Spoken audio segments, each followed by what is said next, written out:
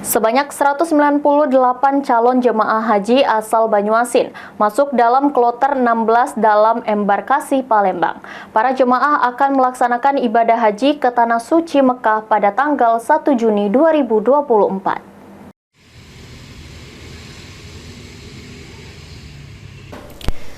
Sebanyak 198 calon jemaah haji asal Banyuasin masuk dalam kloter 16 dalam embarkasi Palembang yang akan segera melaksanakan ibadah haji ke Tanah Suci Mekah. Jemaah calon haji akan dilepas secara resmi oleh penjabat Bupati Banyuasin yang diselenggarakan di Masjid Al-Amir Pangkalan Balai Banyuasin pada tanggal 31 Mei 2024 mendatang.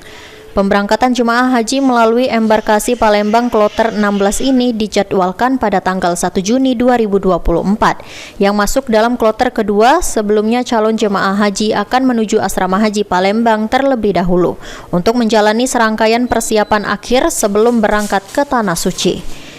Diungkapkan Kepala Kantor Kemenak Banyuasin, Abadil Termuni, menurutnya untuk jemaah calon haji asal Banyuasin akan berangkat sebanyak 198 orang dan 1 petugas haji melalui embarkasi Palembang serta akan tergabung bersama jemaah OKI sebanyak 231 orang. Khusus yang Banyuasin itu tergabung pada kloter 16 embarkasi Palembang, yang di 16 itu membersamai ada beberapa daerah, antara lain Kabupaten Banyuasin terdiri dari 196 jamaah, kemudian bergabung juga dengan jamaah OKI dari KBH Multazam Darul Ulum berjumlah 231, kemudian ada 15 orang jamaah mandiri Palembang dan 3 petugas haji daerah.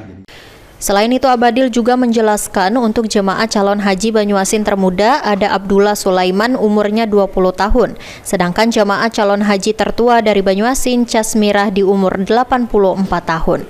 Suryadi, PAL TV.